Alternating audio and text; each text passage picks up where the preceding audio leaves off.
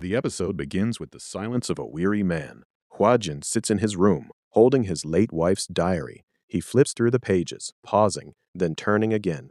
Her pain is alive in every word, her restlessness, her wait for justice, and the student who ruined everything. That student used to claim he respected teacher Chaewon and cared for her, but he was the very reason her world shattered. Huajin is lost in those memories, teetering between the past and the present, when the sound of footsteps echoes in the room. Minister Gong. His face is stern, and his tone is even sterner. He skips the formalities and gets straight to the point. Many people have started to believe that the ERPB exists only for personal vendetta. They think this organization was created solely because of your wife and my daughter. You must let go of the past. You cannot let your emotions dictate your decisions. Huajin says nothing. His eyes are fixed on the diary, but his answer lies in his silence. He will not let go of the past. At least not yet, not until justice is served. The next day, the entire team is traveling together in a car. The atmosphere is normal, they are chatting, and the roads are clear. But then, a sight appears that leaves everyone stunned for a moment. Some middle school boys are recklessly speeding in a stolen car. The speed is dangerous, and the steering is out of control. There is a girl inside the car too, terrified and trembling, not there of her own will. The boys had stolen the car, saw her on the way, and forced her inside. The ERPB team doesn't think for even a second. The chase begins, but as soon as the boys realize they are being followed, they become even more erratic. They start throwing things at Huajin's car and speed up further on the crowded streets. Other cars are swerving to avoid them. People are moving aside. A child narrowly escapes. A shop window shatters. With every passing second, a major accident looms closer. And then there is a moment when it feels like rescue is impossible. Then Hanrim does something. How she did it was unbelievable, even to the rest of the team for a moment. She somehow stopped the car. A horrific tragedy was averted. Life returned to the street. The boys were taken to the police station. The investigating officer sat before the girl and asked, "What happened? Why were you in that car?" The girl's eyes shift toward the boys. She pauses for a moment, then says, "We are all friends. Nothing special happened." The boys are smiling. They know they possess a weapon that even the law cannot overcome. We are minors. Those three words became their shield. No major legal action could be taken against them. They were released, and the moment they stepped out of the station, they went right back to doing what they had always done, as if nothing had happened, as if the police station was just a school trip that had ended. Minister Gong watched it all. First came anger, then a decision. Enough is enough. Tomorrow, the operation at Huayanjin Middle School will begin. This was the very school where these four boys studied. The next morning, Huajin stands at the school's threshold. He meets the four boys directly and looks into their eyes. The boys are indifferent. For them, this is just another game. At the same time, Han Rim is talking to other students in their class. She asks, "Has anyone seen a girl named Haye?" Silence fills the room. The children's faces show that they know. Every face shows fear, but no one has the courage to speak. Those boys dominated the school walls more than any teacher or principal could. Meanwhile, Bong and Hanrim quietly tail the four boys. Their only goal is to find where they have hidden Haye, and when they find out, their hearts stop for a moment. Ha Yunan was locked inside a storage cabinet, in the dark, alone. Her body was covered in marks, blue bruises, old scars, fresh scratches. Every mark told a story of a different day. This wasn't pain from a single day. It was the pain of weeks, perhaps months, written on her body. The team pulls her out and takes her to a safe place. Initially, Haye says nothing. She just sits there, eyes empty, body exhausted. The team opens her bag and finds several pills. At a single glance, it was clear. These were not medicines. These were the narcotics the boys had forced her to consume. A little while later, Haye begins to speak, slowly, in a broken voice, as if she had to summon strength to utter every word. She explains that when she first transferred to this school, many things were good. The new place, new faces, new people complimented her. "You are very beautiful. You look just like a celebrity." It felt good to hear, but with it came another comment. "If you lose a little weight, you will look even more beautiful." Those words took root in her mind. Then one day, a boy approached her with some pills in his hand. Smiling, he said, "These pills will make you thinner and more beautiful." He dissolved a pill in water. "Just drink this." Hay drank it, and from that day on, it didn't stop. The boy named Zhong started giving Hay pills regularly. Initially, everything seemed fine, but slowly he started demanding more money. He was using Hay's insecurities and weaknesses as a source of his income. Every time, a little more. every time a little more. One day, Hay didn't have enough money left. When she tried to ask for pills without payment, Jong showed her a new path. No money? Fine. Sell these pills to other girls in school. Create new customers. You will keep getting pills. Hay was so broken and helpless at that time that she said yes. For a while, she kept doing this, distributing pills to other girls. But slowly, she began to realize that the swamp she was standing in was getting deeper. One day, she made a decision. Enough is enough. She wouldn't do it. She told the boys, "I want to quit this job." And from that very moment, they became her enemies. What started became a daily routine. Intimidation, threats, beatings surrounding her from all sides. She wasn't given a single moment to live in peace. Things got so bad that Hay finally decided to go to the police and tell them everything. She hoped for justice. The police listened, an investigation took place, and then came the response. They are all minors. We cannot give them major punishments. They were released, and when they returned to school, they pounced on Hay first. They beat her mercilessly, gave her various punishments, and finally locked her back in that same storage cabinet, in the dark, alone, where she was found today. Hay says to Hanrim, weeping, "Even after all this, no one has really punished them, not to this day. Many times I thought about ending it all because it feels like justice will never be served."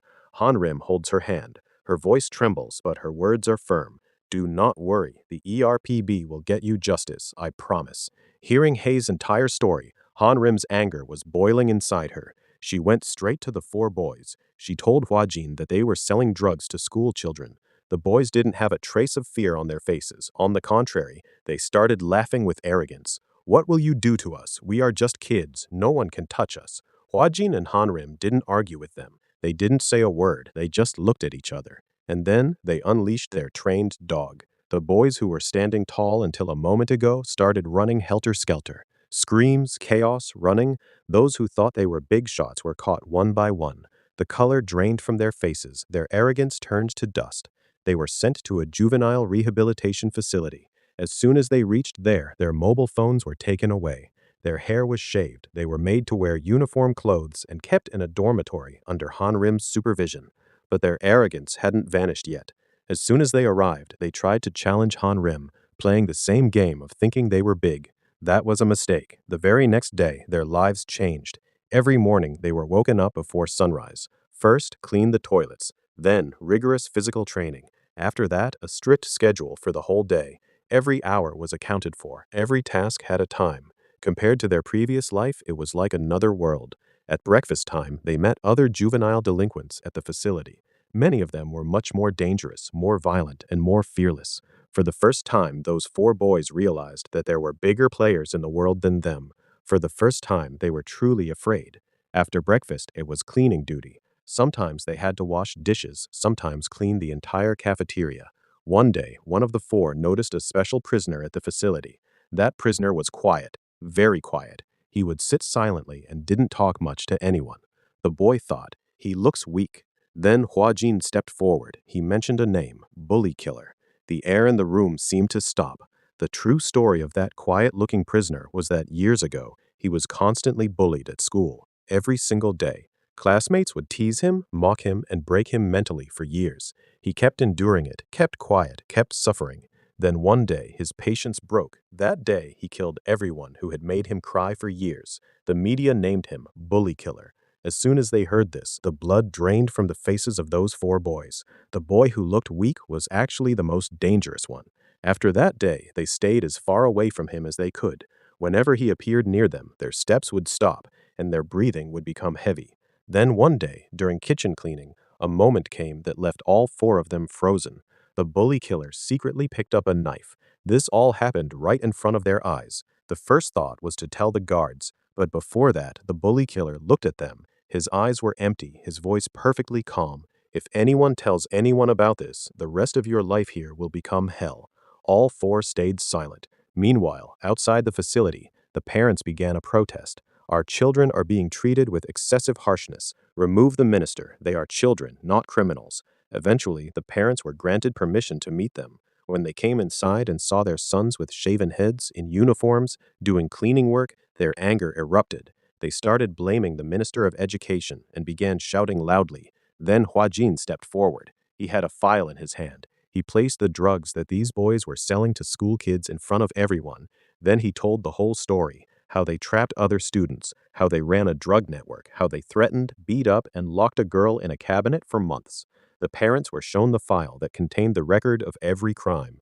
The whole room went silent. The minister said in a calm voice, "We are not torturing your children. We are just making them understand the responsibility for the damage they have caused and trying to reform their mistakes." For the first time, tears rolled down the eyes of those 4 boys. They started crying. They started begging for forgiveness. "We will change." The minister stopped them. "Not from us. Ask for forgiveness from that girl whose life you ruined." Hay was brought in. The boys lowered their heads. They apologized repeatedly, begging for forgiveness. Hay looked into their eyes. "I will never forgive you. You turned my life into a nightmare." Deep silence in the room. The minister delivered the verdict. Demand for release rejected. All 4 will remain under the same supervision until they become adults. They were sent back. Sometime later, a secret was revealed that shocked everyone. The bully killer had been working with Hwajin from the start. This entire plan was made in advance. The goal was only one: to make those 4 boys feel the same fear, the same helplessness, and the same suffering that they had forced their victims to endure. Hwajin wanted them to feel, for the first time, the pain of the people whose lives they had destroyed.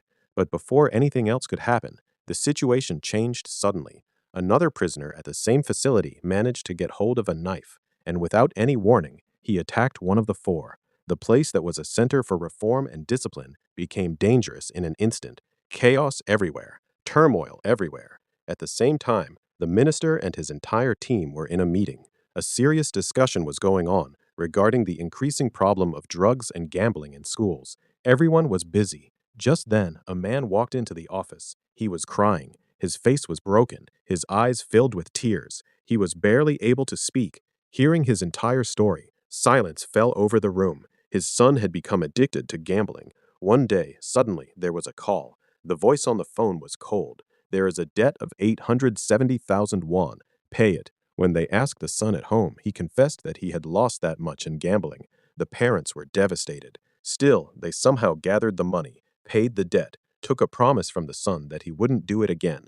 The promise was broken. Sometime later, the son started playing again. This time, the debt was even larger. The family's financial situation started crumbling. A large part of the father's livelihood started going just to cover the losses. And then, another blow. The son had started taking drugs as well. "I went to the police, went to agencies. No one listens. No one cares about us." The minister was silent for a while. Then he said, "We will help you." The next day, a new student named Gumdae transferred to the school. On the very first day, he saw something strange. Many students were crazy about an online gambling game. During that time, one boy won a large sum of money. In his joy, he bought food for the entire group, gave a party, and when everyone was sitting together, they told Gumdae as well. "This is the easiest way to earn money. Just play a little, and money will start coming in automatically."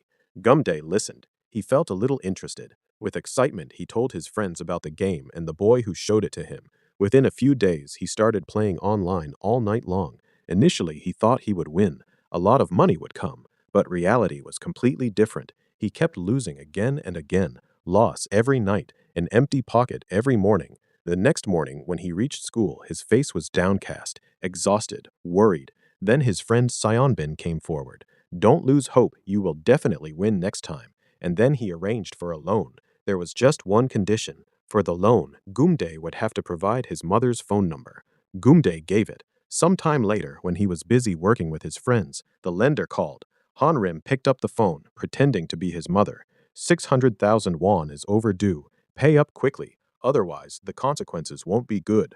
Hanrim replied, "I cannot pay such an amount under any circumstances." As soon as she hung up, the entire team understood. The matter was much larger and more dangerous than they had thought.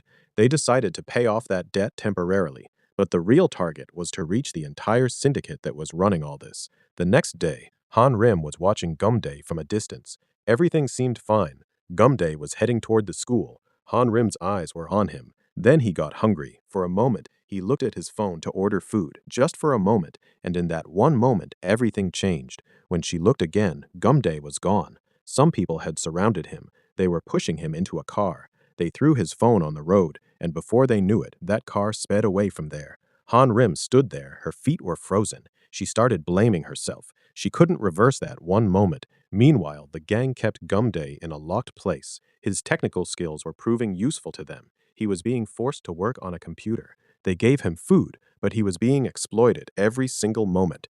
Back at school, Hanrem caught the student who had first introduced Gumday to the world of gambling. Questioning happened. Pressure increased. Finally, he broke. He gave the full address of the gang's hideout. The ERPB immediately set out. Huajin and his entire team stormed the hideout. The gang members tried to stop them, but as always, Huajin kept defeating every goon coming in front of him, one by one. No one could stand before him for long. Whoever came in his way, he defeated them. Eventually, he reached the gang leader, caught him, and punished him for his actions. Gumday was safely rescued. Along with him, another victim named Jaeyeon was also saved and immediately taken to the hospital.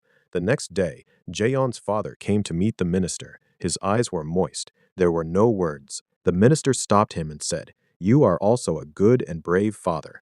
Other parents should learn from you. Continue to support your child."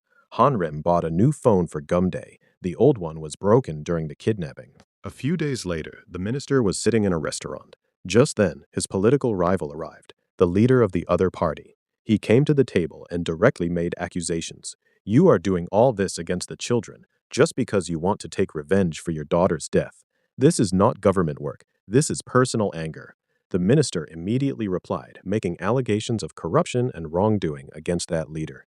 In no time, the debate became so heated that the leader got up in anger and left.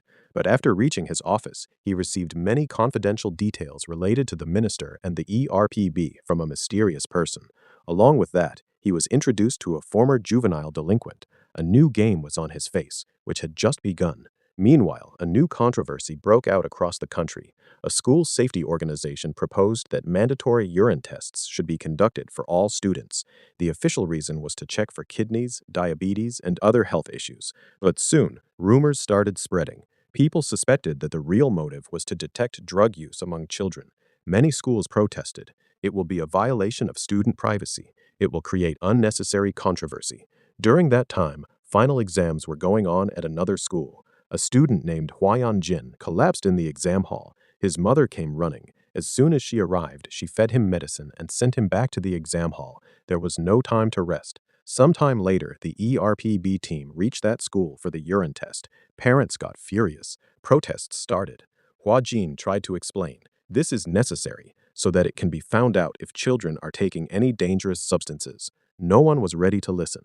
Eventually, Hua Jin said clearly, "If all children do not come to the hospital to give samples by tomorrow, the results will not be good." Meanwhile, the leader who was opposing the minister was interviewing an old student, the same one who was once punished by Hua Jin's team. The next day, Huayan Jin's mother got a shock. The son was not selected for the medical college where she wanted to see him. She cried, "I worked hard for your studies for years. I devoted my whole life to your future, and you broke my heart." There were tears in Huayan Jin's eyes too, but he remained silent. The pressure on him increased further. The mother's only dream was SNU medical school. At any cost, she went to a woman who was famous for getting children admitted, took advice, hired a private tutor, but there was no major change in Huayan Jin's results. She went to that woman again. This time, she gave a special medicine. Memory and focus will both increase.